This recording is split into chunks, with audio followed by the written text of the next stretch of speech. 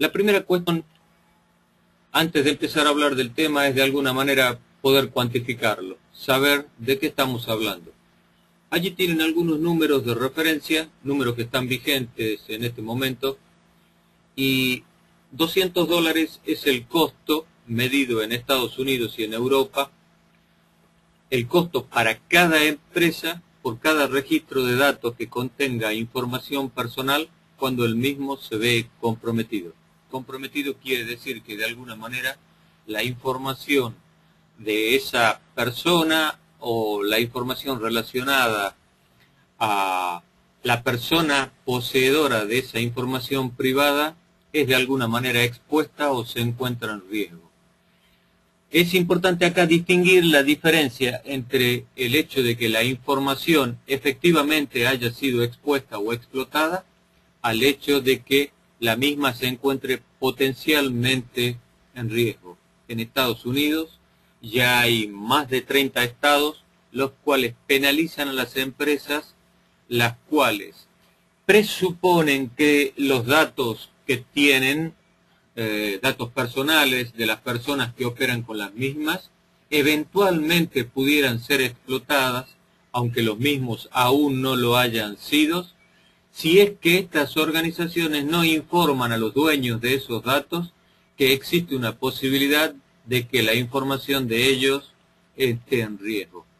Reitero, ante el solo hecho de la potencialidad, ya deben las organizaciones informar de este riesgo. $6 millones es el costo promedio por cada incidente, por cada explotación de vulnerabilidades que ocurre relacionadas a la falta de protección de los datos que las empresas poseen. ¿Qué sucede cuando ocurre una vulnerabilidad en los datos que las organizaciones tienen? Lo que ocurre es que el 34% de los clientes dejan de hacer operaciones con esas empresas, luego de que un incidente se ratifica o un incidente efectivamente ocurre. Observen el número siguiente. Después de 2 incidentes, el número asciende a 45%. El 45% de los clientes dejan de operar en estos casos con la organización. La cantidad de marcos regulatorios que se aplican a la protección de la información son cada vez mayores, son cada vez más crecientes en términos de restricciones, demandas sobre las organizaciones, en términos del nivel de protección que debe aplicarse sobre ellos. Tienen allí usted mencionada solo algunos de ellos. En Estados Unidos, por ejemplo, tienen el acta de Gramm-Leach, tienen HIPAA. HIPAA es un estándar, el cual lo que pretende hacer es regular la información referida a la salud de las personas. Esto obliga a que los hospitales, los médicos, las farmacias, cualquier lugar en el cual reside información la cual describe las características de salud de una persona, esta información debe protegerse y debe protegerse en 2 estadios, en 2 sentidos. Uno, lo que se llama los datos on rest, los datos cuando están depositados, residen en una base de datos o en algún repositorio, y también los datos deben estar protegidos cuando los datos se encuentran con lo que se llama en vuelo. ¿Qué son los datos en vuelo? Los datos en vuelo son los datos cuando están transitando, cuando se encuentran en un canal de datos, etc. Entonces, datos estables o datos en movimiento.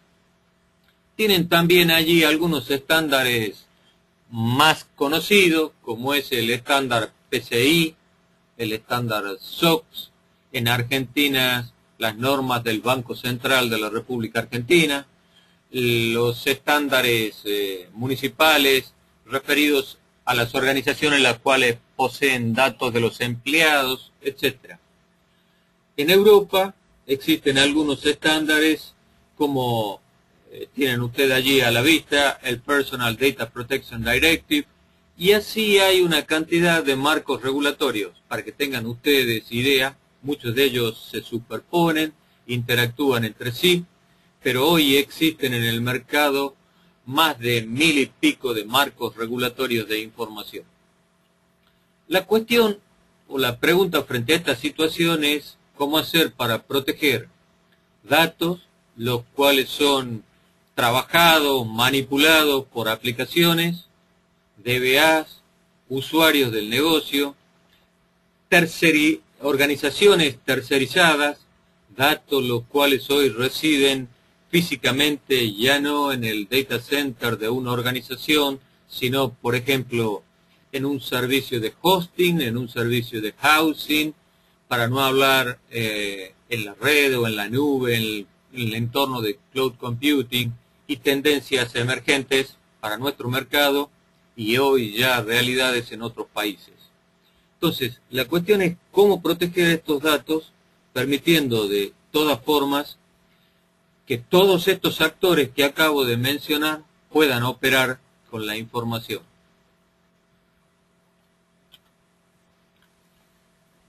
Un problema claro, un problema cada vez más evidente es que explotar los datos ya no es un problema de un alto nivel de expertise o de experiencia. Aquello del hacker encerrado en el sótano de su casa, con una cantidad de computadoras y que la mamá lo llama, eso ya es prácticamente una fantasía.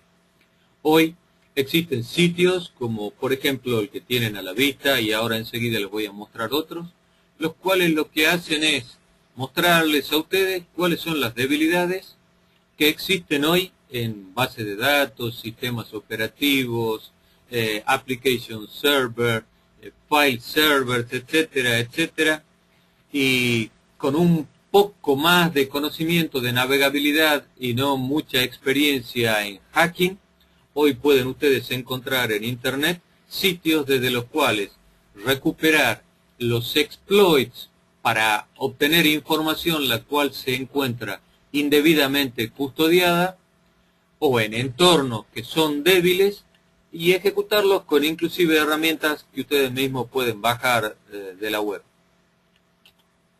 Tienen allí, como recién les decía, una lista de lugares en los cuales ustedes pueden encontrar información sobre vulnerabilidades y forma de explotarlas. Esa lista, estén seguros que no es exhaustiva. Con esto quiero decir, eso es solo una muestra de la cantidad de lugares y los que tienen allí son lugares que podríamos denominar legales, clásicos.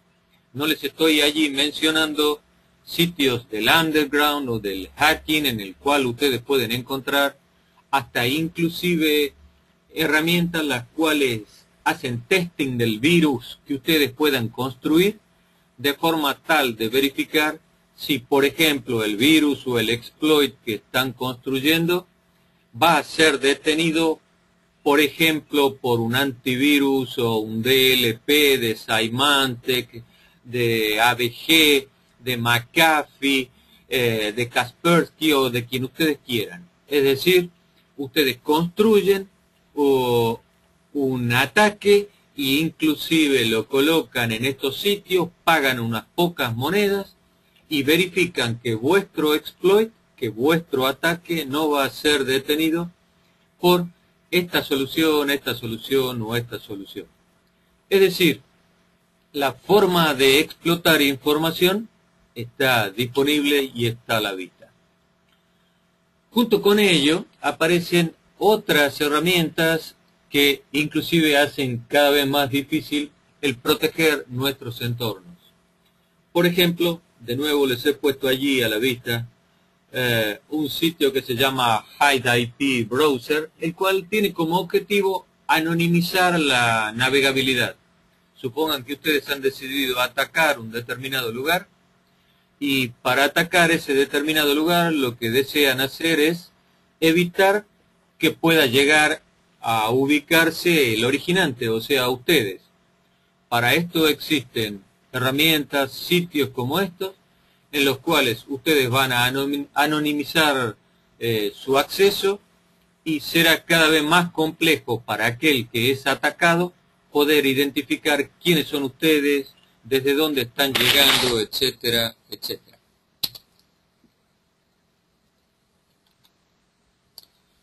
¿Cuáles son las tendencias que se definieron para este año en términos de vulnerabilidades crecientes? ¿Qué se suponía que iba a ocurrir y qué ha ocurrido? La primera tendencia, la tienen ustedes a la vista, era una tendencia que se ha manifestado claramente y está creciendo.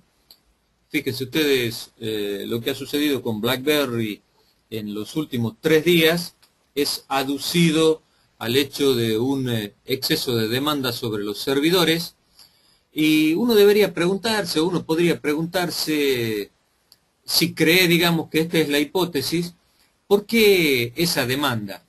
Esa demanda tiene que ver, bueno, es claro, con la demanda social del uso de tecnologías móviles, etcétera.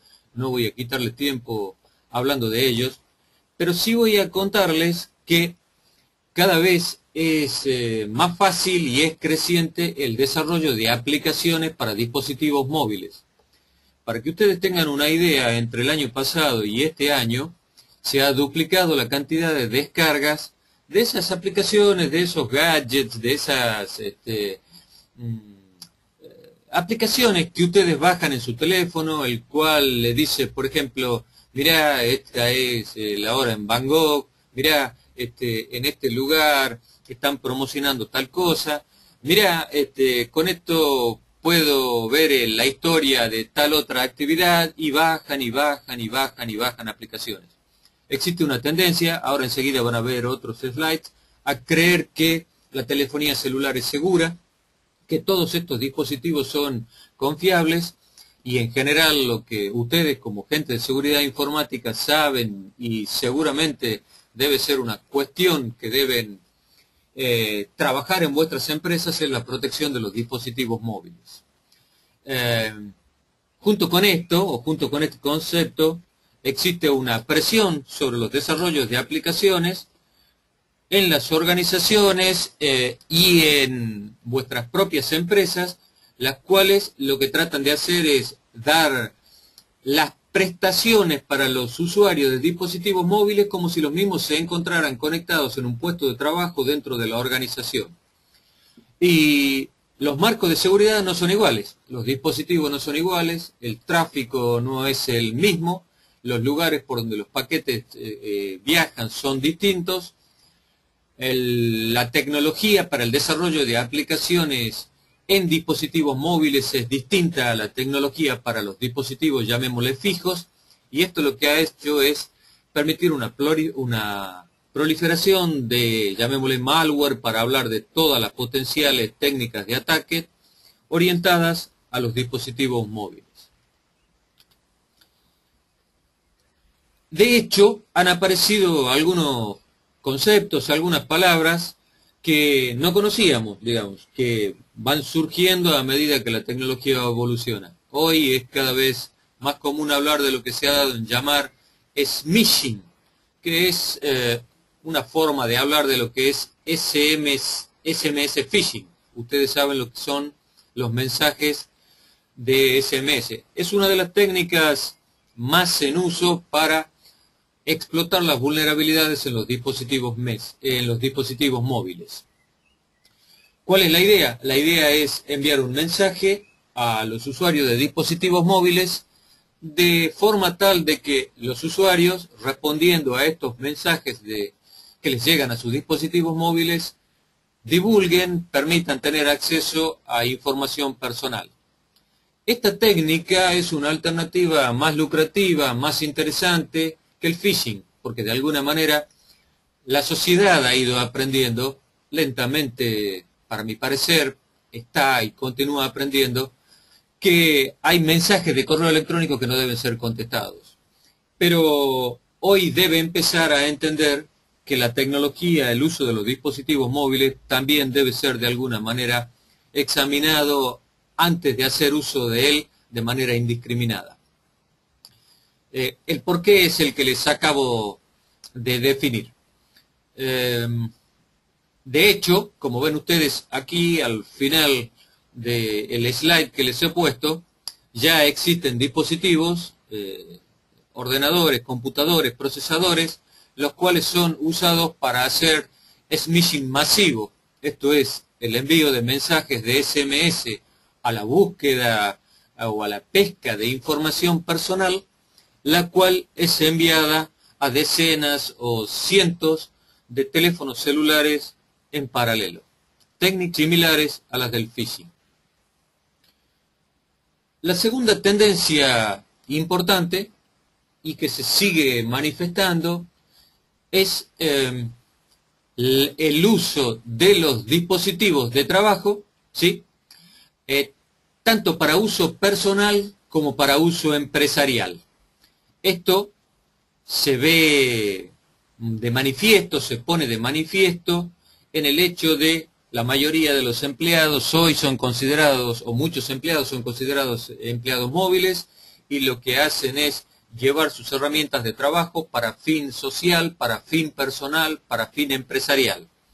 Cuando se encuentran en la organización, cuentan en general con algún marco de protección, el cual no es el mismo que cuando se encuentran fuera de la misma.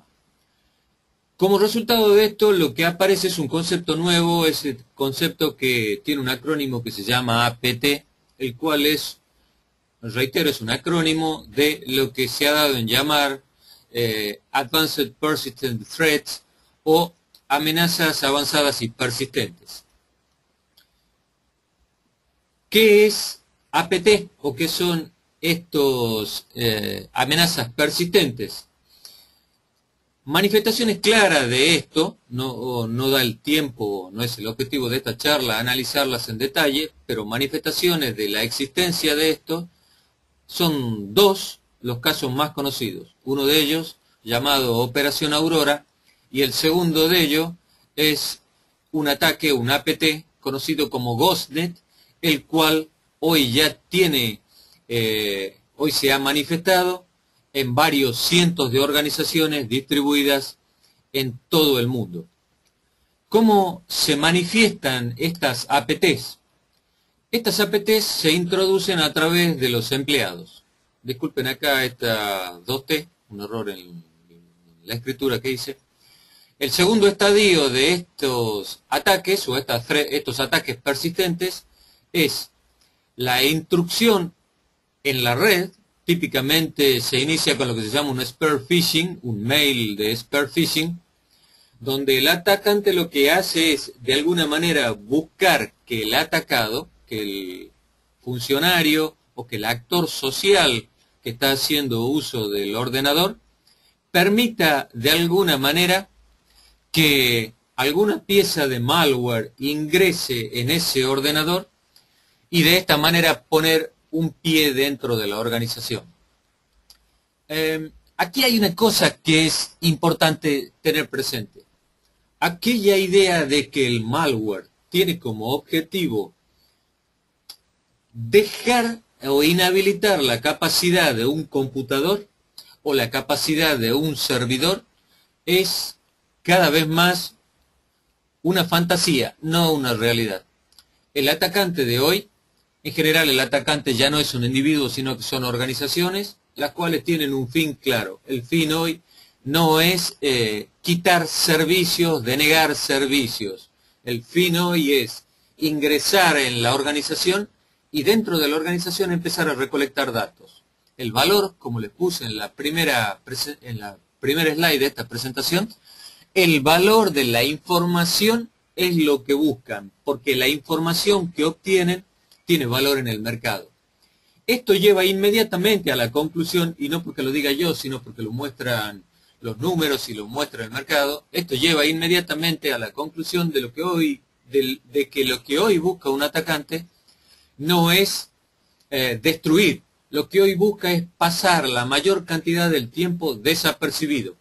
de forma tal que mientras más tiempo pase desapercibido, más información recolecta, y mientras más información recolecta, que por supuesto envía a determinados destinatarios que son los repositorios de esa información, que luego será explotada, vendida o usada para fines no santos. Les hablé hace un minuto, ¿sí?, de este uso concurrente de los dispositivos de trabajo, tanto para fines sociales, fines personales, como también para fines laborales, lo cual simplifica de alguna manera el hecho de que si un computador es atacado o se consigue de alguna manera penetrar en él, luego cuando ese ordenador, por ejemplo, se conecta con la organización, las credenciales necesarias para establecer un VPN o un túnel entre ese ordenador y la organización, si ese ordenador o ese computador ya tiene adentro algún malware, bien, está más cerca del acceso a la organización. Fíjense ustedes los números que encontró RSA a inicios de este año. RSA encontró que de las Fortune 500, las empresas, como ustedes saben, más rentables, lucrativas del mundo, el 88% de ellas demostró que fueron partes activas de botnets. Partes activas es que de alguna manera fueron esclavos de una botnet y de alguna manera participaron entonces en procesos de mail spammer, en procesos de phishing, en procesos los cuales tienen que ver con delito informático o con ataque informático. 88% de ellas. Y 60% de estas empresas que están en la Fortune 500, de alguna manera han visto comprometido su correo electrónico, ¿sí?, por algún ataque o por alguna pieza de malware. Saben ustedes, no por esta charla, sino por seguramente todos los papeles y la información que leen y reciben, saben ustedes que hoy hay cada vez más técnicas para exploit por medio de PDF, por medio de música, por medio de imágenes y por algunas técnicas como la esteganografía, etcétera, que eventualmente serán motivo de charla en alguna otra presentación. Bien, sigamos.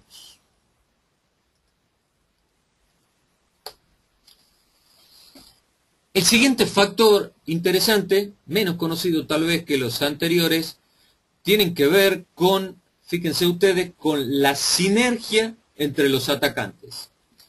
Zeus es uno de los troyanos más reconocidos entre las herramientas de malware, entre las técnicas de malware. Y es una de las técnicas de malware que se ha focalizado y ha provocado el mayor daño dentro de lo que es la industria del online banking. Se estima que es responsable del 90% de los fraudes bancarios que se han cometido en el mundo, ¿sí? Pero además de ello, Zeus se vende en el mercado negro. Ustedes pueden comprar Zeus y ustedes pueden escribir variantes de Zeus. Es decir, ustedes lo que pueden hacer es, como por supuesto, a medida que aparece un ataque, aparecen técnicas para protección contra ese ataque, entonces lo que ustedes pueden hacer es escribir variaciones de ese ataque. De hecho, me imagino que la mayoría de los que están escuchando no se van a poner a escribir variaciones de Zeus, pero sepan ustedes que hay organizaciones distribuidas en el mundo que sí se dedican a eso. De hecho, existen otros ataques conocidos, como por ejemplo Dragon Knight o Dragon Maid, que son otros ataques gestados en China, ¿sí?, el cual también se puede conseguir y también del cual se pueden escribir variantes. Pero fíjense ahora lo interesante. Zeus decidió aliarse, hacer una sinergia, así como hacen las empresas. Zeus va a hacer una sinergia con SpyAge, que es otro troyano, ¿sí? La idea es mezclar los dos de manera de obtener un troyano más sólido, obtener una herramienta de ataque más fuerte, ¿sí? De hecho, Harderman, que es el autor de Spygate, es el reconocido del mismo, él anunció que ya está desarrollando la implementación de un nuevo troyano que va a trabajar en lo que se llama el anillo cero, o va a trabajar en el kernel. El anillo cero, para aquellos que se acuerdan de las técnicas de escritura de código en Linux, las capas de cebolla, o inclusive en el HAL de Windows. Pero va a escribir, entre los dos van a escribir una variación la cual trabaja en modo kernel, es decir, va a trabajar como un rootkit, ¿sí? Como ustedes saben, los rootkits son una técnica de ataque más sofisticada que las que venimos conociendo hasta acá, ya que la estrategia, digamos, conceptual de una técnica de rootkit es, se escribe bajo esta premisa: es mejor que ser atacado es que no me vean. ¿Cuál es la idea? La idea del rootkit es esencialmente esconder procesos, esconderse de una determinada manera que todas las herramientas clásicas de detección de malware no pueden verlo por el lugar y la técnica con la cual están escritos. También será en algún momento, si es preciso y si es de vuestro interés, alguna presentación sobre el tema. Entonces, la idea de la sinergia entre Zeus y Spygate es escribir este rootkit, el cual, fíjense ustedes, entre las cosas que están ofreciendo para aquellos que estén interesados en comprar técnicas de malware, es control remoto de los escritorios los cuales consigan infectar, y a partir de ahí acceso a cualquiera de las piezas. El cuarto punto interesante que se ratificó este año y que es creciente para el año que viene es el ataque direccionado. ¿Esto qué quiere decir? Ya no más técnicas de ataque o de malware o técnicas de buscar vulnerabilidades y explotarlas en general, sino el ataque dirigido, ataque especializado en infraestructura. Por ejemplo, organizaciones las cuales tienen redes escadas de energía eléctrica, de petróleo, de gas, de agua, transporte de correo o cualquier red escada, es decir, aquellos lugares donde ustedes tengan PLCs, tengan un concentrador escada, tengan un Human User Interface, es decir, tengan una red de producción. Existen cada vez más técnicas de explotación direccionadas específicamente para explotar estos entornos. Si quieren, si quisiéramos hacer mención a alguno de ellos, tienen allí Stuxnet como uno de los más conocidos que uno podría poner hoy a la vista. Otro de ellos es Syscron, ¿sí? Syscron, fíjense ustedes, es un ataque, es una herramienta, ¿sí?, para realizar ataques. Hablo de herramientas porque en realidad malware, etcétera, troyanos, virus, etcétera, son todas herramientas para el ataque, ¿sí? Entonces, es una herramienta la cual tiene como foco, ¿sí?, un conjunto de bancos ubicados en Europa. Esto es por algunas características del mercado bancario en esa plaza, ¿sí? Y por otro lado tiene como objetivo proveedores de mail en Rusia. La segunda variante de Syscron, ¿sí?, se ha manifestado y está especializada en algunos bancos específicos de Estados Unidos y algunos bancos específicos de Europa. Ratifico, o ratifico y reitero, la tendencia creciente es a no malware generalizado, sino a herramientas de explotación direccionadas. Tienen acá un caso bastante interesante, es el caso del troyano Linkey. ¿Qué hizo este troyano? Saben ustedes que a partir del protocolo de protección ambiental firmado en Japón ya hace muchos años, ¿sí?, lo que entre sí los países acordaron, para ponerlo simplificado, es que los países para emitir dióxido de carbono deben de alguna manera, el balance de dióxido de carbono emitido en el mundo, ¿sí?, debe controlarse. Entonces, si un país decide o necesita emitir más lo que puede hacer es pagar, se emiten bonos de intercambio con otros países, los cuales emiten menos. De esta manera lo que se busca es mantener balanceado el nivel de polución y con el tiempo ir disminuyéndolo. Este intercambio, digamos, este intercambio, este diálogo, mira, yo emito más, yo emito menos, yo te pago a vos por lo que yo estoy emitiendo y vos no estás emitiendo, se hace a través de unos bonos. Esos bonos son los que se conocen como EUAS que tienen allí a la vista. Vuelvo entonces ahora, esta no es una charla de medio ambiente. Nimkey, este troyano, lo que hizo fue atacar 1.6 millones de emisiones de documentos, ¿sí?, emitidos, llamados EUAS, estos bonos de intercambio, que fueron valuados en 20 millones de euros, ¿sí?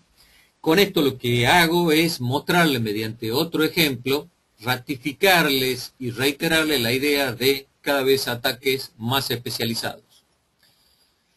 Bien. Hablábamos también hace unos instantes de la especialización.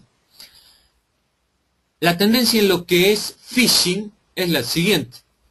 La idea es no más phishing dirigido hacia solo los consumidores de una organización.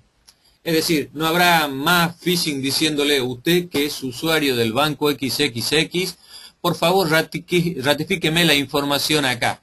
Sino que la idea en este momento es de phishing masificado, donde en realidad lo que se hace es presentar a aquel que está siendo atacado, fíjense acá al final del slide, una lista de logos de bancos, diciéndoles, por ejemplo, mire, usted es potencialmente, o usted es consumidor de uno de los siguientes bancos, o de más de uno de los siguientes bancos.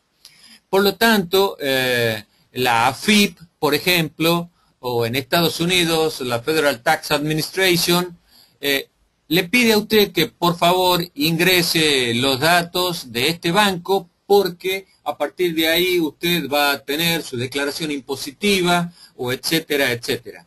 Es decir, no habrá más información dirigida a rescatar información solo de una empresa o una institución sobre la cual ustedes interactúan, sino sobre un conjunto de interacciones de empresas sobre las cuales ustedes pueden estar interactuando y ofreciéndolos o tentándolos por medio de algún organismo el cual las vincula a todas estas organizaciones con ustedes.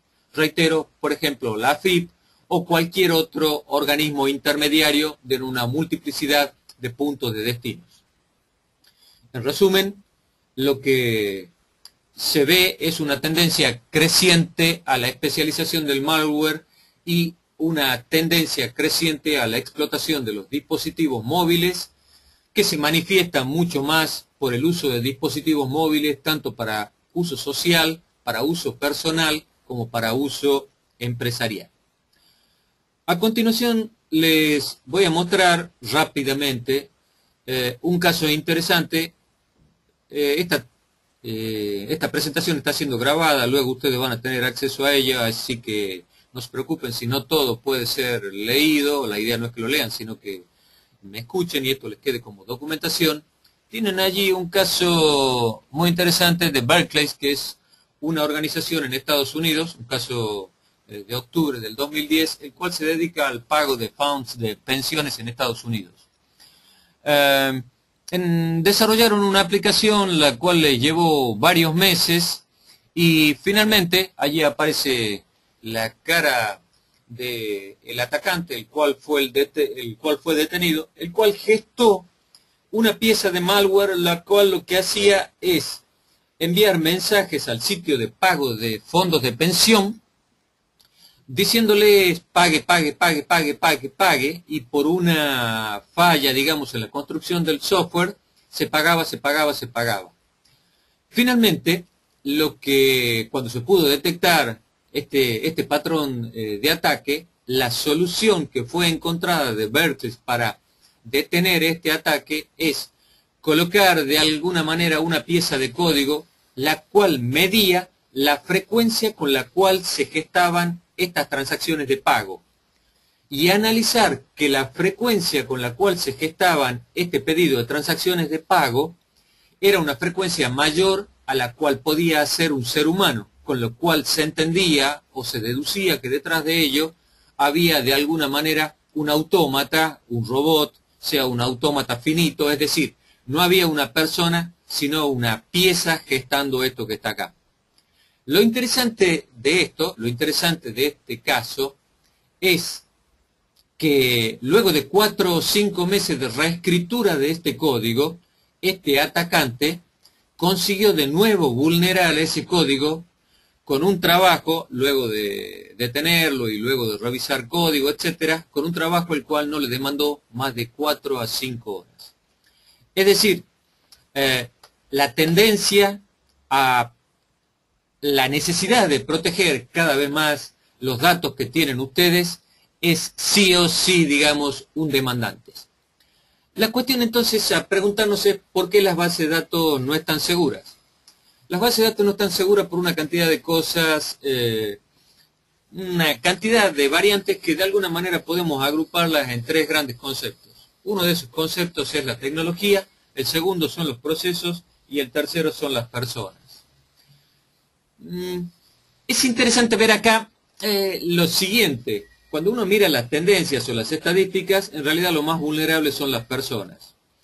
En términos de tecnología, lo que sabemos es que cada vez hay más ataques relacionados a SQL injection, buffer overflows, SQL cross-site scripting, denegaciones masivas de servicio, etcétera, etcétera.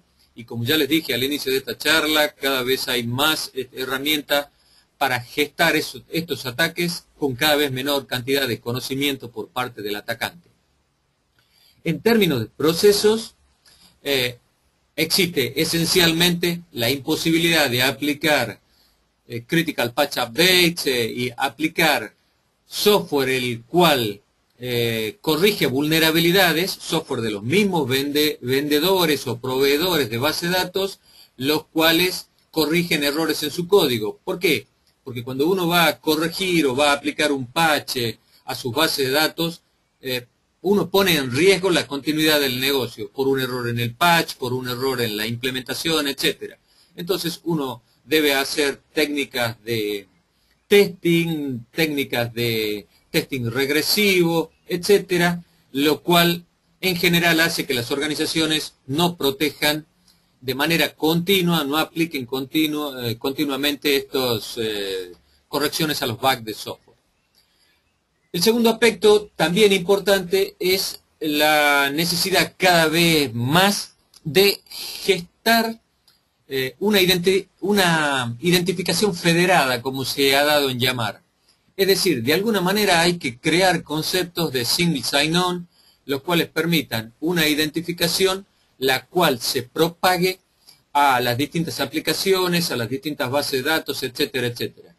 Pero esta necesidad también viene de la mano de cada vez una mayor vulnerabilidad. Aplicar técnicas de single sign-on o de identidad federada son más complejas que simplemente un sign-on masificado. Técnicas de single sign-on deben ir de la mano del análisis de técnicas de single sign-off, cosa que uno suele olvidarse en el momento del análisis y otras cuestiones. También no esencialmente el motivo de esta charla. Y por último están las personas, donde está cada vez más claro que el atacante más importante está dentro de la organización, son los llamados usuarios privilegiados, y si no lo son ellos, es desde afuera, en general de la mano con alguien de adentro de la organización. Hasta acá todo parece preocupante, y es preocupante. ¿Qué se puede hacer? Uno puede hacer muchas cosas, intentar hacer muchas cosas. Acá les he puesto, no es ninguna organización que nosotros representemos, pero les he puesto algunos lugares en los cuales lo que hacen es análisis de vulnerabilidades. Hoy existe cada vez más el concepto también de seguridad como servicio. Esto es, ustedes entran a la nube, entran a internet o proveedores de cloud, los cuales les dicen, mire, en realidad yo protejo su organización, o yo puedo hacer un scanning, o un pentest, o un vulnerability assessment. Existen técnicas como esta que son un primer inicio de paliativo. Pero esencialmente lo que no debemos perder de vista es que las bases de datos son lo que uno podría denominar lo que se llama one-stop shop. Un concepto interesante, usado en general en Estados Unidos, que es el lugar donde yo hago las compras de una sola vez. Y el lugar donde hacer las compras de una sola vez en términos de datos son las bases de datos. ¿Para qué yo quiero en realidad preocuparme de que si vulnero el sistema operativo, que si vulnero el application server, que si vulnero esto, si vulnero lo otro? En última instancia lo que yo quiero son los datos. Como les he dicho, cada vez son menos los atacantes que lo que buscan es dañar, lo que buscan es obtener datos, obtener información. Entonces, el one-stop shop, el punto donde ir, es ir a la base de datos. La base de datos es el lugar donde está lo que yo quiero, donde está la información que tiene valor, donde está la información que luego voy a vender, que voy a explotar, etcétera, etcétera. Cuando hablamos de base de datos, entonces, aparece este concepto que está acá, el de Database Activity Monitoring. A partir de ahora, recuérdenlo como DAM, así no lo menciono a cada instante. Reitero, Database Activity Monitoring, entiéndanlo a partir de ahora como DAM. DAM es la pieza esencial dentro de lo que es el marco de seguridad en los entornos. Hola.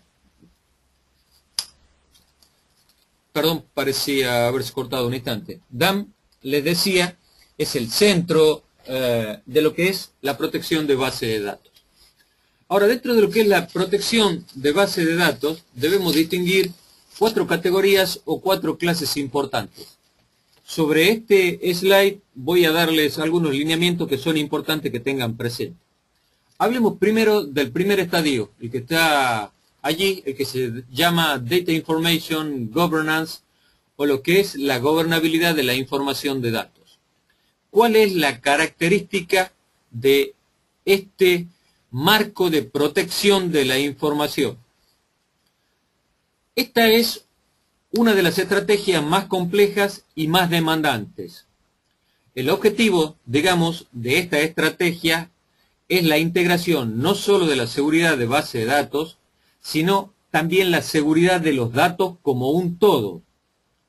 La idea es una gestión, tener la gobernabilidad de la totalidad de la información dentro de la organización. Entonces, bajo este concepto, hablamos de seguridad y de administración del riesgo, ambas cosas consideradas como un componente dentro de lo que es la estrategia de negocios de la organización.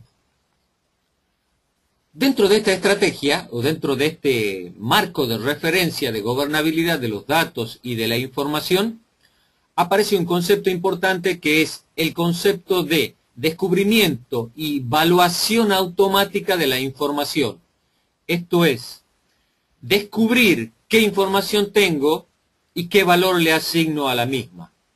De la mano de esto vienen conceptos como la generación automática de métricas, de reportes, y este aspecto que es esencial, que es el aspecto de aplicación de marcos de control sobre la información de manera automática. Entonces, este es un estadio donde el monitoreo de las bases de datos, el DAM, reitero, como lo mencioné hace unos instantes, es una pieza esencial. El segundo punto donde DAM es una pieza esencial es en esta estrategia. Esta estrategia de seguridad es lo que llamaríamos seguridad de los datos de la organización.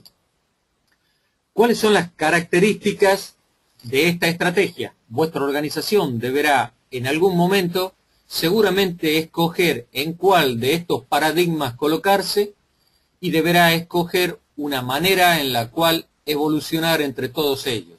Pero en todos ellos aparece como una pieza esencial esto que llamamos DAM. Entonces volvamos a este marco. esto que llamamos seguridad de los datos de la organización. En este caso, un aspecto importante es la protección de los datos, tanto estructurados como no estructurados, que existen en las organizaciones. Reitero, la atención de datos estructurados como datos no estructurados. Esta es una tendencia creciente y aún no trabajada totalmente por los proveedores del mercado. Esta estrategia o este paradigma también viene de la mano, como en el caso anterior, de la identificación del ciclo de vida de la información, la evaluación de riesgo, el control de los accesos y la aplicación de marcos normativos, no solo en los datos que residen en las bases de datos, sino en los repositorios como un todo. El tercer marco es el que, vamos a trabajar un instante sobre esto, ¿sí? El que denominamos administración de la seguridad de las bases de datos. Esta estrategia de protección de datos de la organización esencialmente se basa en lo que es aplicación de técnicas de DAM o técnicas de monitoreo de base de datos, pero solo sobre las bases de datos que existen en la organización. En general, su objetivo no está más allá que la protección de las bases de datos, no busca la protección de datos clasificados o no clasificados, no busca la visión integral de la cobertura y seguridad de los datos de la organización, sino que está focalizada esencialmente en la protección de los datos. Y por último, tenemos este último marco, que es el que se denominaríamos monitoreo de seguridad en la organización. Esto en general es una estrategia la cual está basada en la combinación de algunas plataformas SIEM. SIEM, recuerden ustedes, es un acrónimo, ténganlo presente, para lo que se llama Security Information and Event Management, o sea, gestión de los eventos y seguridad de la información. Lo que uno busca con esta estrategia o con este paradigma de seguridad de la información es esencialmente vincular las herramientas de protección y monitoreo de la actividad de la base de datos con plataformas de la clase SIEM o de gestión de eventos de seguridad.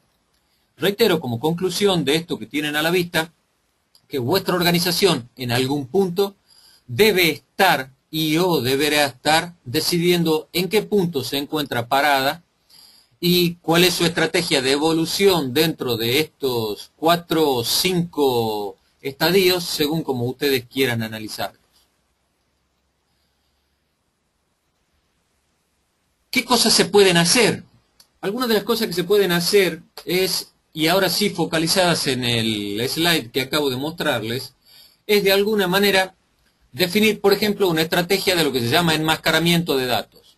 Enmascaramiento de datos es la idea de siguiente: yo tengo un determinado repositorio de información y este repositorio de información tiene contenido el cual puede ser visto por este usuario, puede ser visto por este usuario, no puede ser visto por este usuario. Pero la idea es no tener N repositorios de información o, por ejemplo, no aplicar una encripción masiva. ¿Por qué no aplicar una encripción masiva? No aplicar una encripción masiva porque, como ustedes saben, todo lo que es encripción tiene una sobrecarga asociada a lo que es justamente la encripción y la desencripción. Y la pregunta es, ¿por qué todos deben pagar, por qué todos deben tener la penalidad de la encripción y la desencripción, si en realidad hay otras técnicas y maneras de protegerlo? Entonces, las técnicas de enmascaramiento de datos hacen lo siguiente. Este es el repositorio, esta es la información que yo tengo en él, y esta es la consulta que yo quiero hacer. Quiero ver estos campos. Como este usuario tiene acceso permitido sobre los datos, este usuario recibe los mismos valores que están en el repositorio de datos. Pero como este usuario no tiene permiso sobre estos datos, su consulta de selección, que es la misma consulta de selección que este, se le aplica técnicas de enmascaramiento, técnicas de hiding, técnicas de scrambling, distintas técnicas, los cuales hacen que la misma información vuelva transformada al mismo. Este nunca tendrá la visibilidad completa de la información. Quien lo pide puede ser un usuario por medio de una o más sentencias SQL, puede ser una aplicación la cual usa SQL, o puede ser cualquiera que en última instancia pasa por esta capa o esta regla de transformación que protegen el acceso a esta información. Esa es una de las estrategias. La otra estrategia que tenemos disponible para ustedes es la siguiente.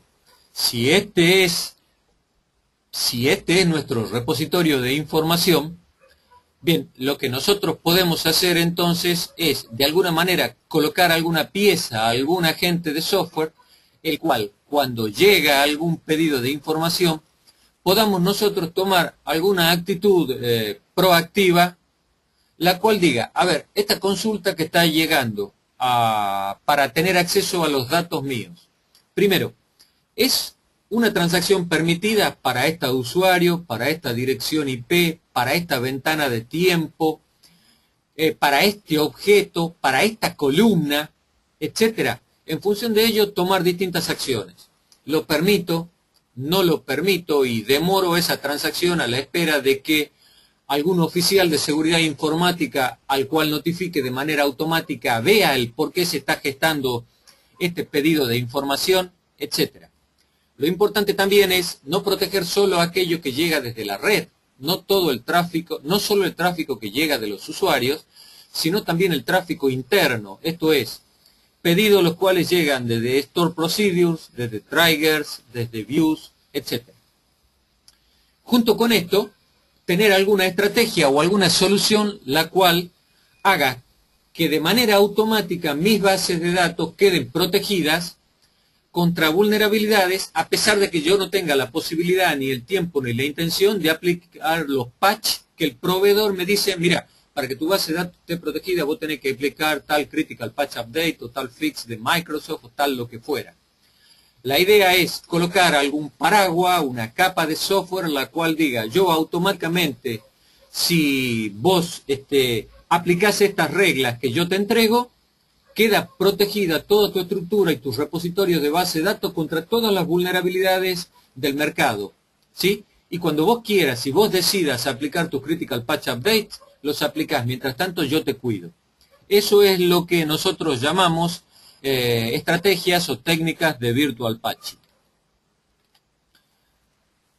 La otra pieza esencial es escaneo continuo. Continuo me refiero no a cada instante, sino la generación o la disponibilidad de herramientas especializadas en lo que es scanning de motores de base de datos. Nosotros disponemos de herramientas las cuales hoy pueden aplicar más de 3.700 scanning especializados en base de datos, buscando vulnerabilidades que tienen que ver con desde el nombre de una tabla hasta código SQL embebido dentro de las aplicaciones, hasta el intento de abrir un port SMTP o POP3 desde el código, etcétera, pero código especializado o técnicas de scanning especializadas en lo que es análisis de vulnerabilidades en bases de datos. Finalmente, creo que estamos llegando ya sobre el marco de la hora. Finalmente, ¿qué podemos hacer nosotros por ustedes?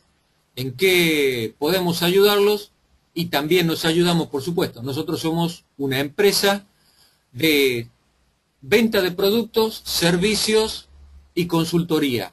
Esa es nuestra métier. Y una de nuestras especialidades es la base de datos, la protección de bases de datos, dentro de lo que es una estrategia general de protección de seguridad y análisis de riesgos dentro de una organización. Lo que podemos hacer es ayudarlos en el proceso que he descrito a lo largo de esta presentación. Ustedes van a ser invitados a un próximo webinar que voy a estar dando en aproximadamente 20 días, donde lo que les voy a estar hablando es de lo que son técnicas de disaster recovery y continuidad de negocios y estrategias, los cuales también forman parte justamente de lo que es la definición de una estrategia de seguridad y continuidad dentro de una organización. Mi nombre es Carlos Gerardo Said, yo soy el gerente de tecnología de Druidix. Acá tienen ustedes mi dirección, tienen ustedes la el site web de nuestra organización, y hay un grupo en LinkedIn, el cual es un grupo el cual tengo yo, digamos, en el cual suelo publicar información referida a vulnerabilidades y tendencias y cuestiones que tienen que ver con la seguridad de los datos y la protección de los datos. Los invito, por supuesto, a que se adhieran a ese grupo si les interesa. Tienen allí mi dirección de correo por si no puedo ver en este instante cuáles son vuestras preguntas. Quedo a disposición de ustedes, nuestra organización queda a disposición de ustedes, y gracias por haber participado.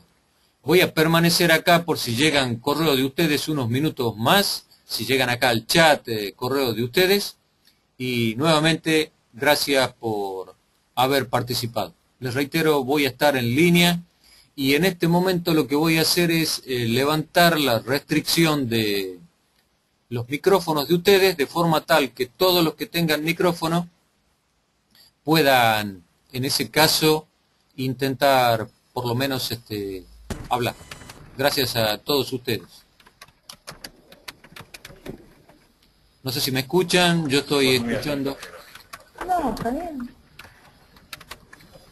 Los estoy escuchando, si alguno quiere hablar me dice quién es.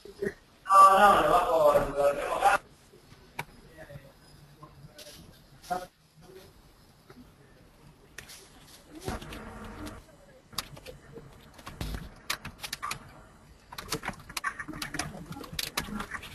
Escucho a algunos que están escribiendo, etcétera, pero no escucho ninguno que plantee preguntas.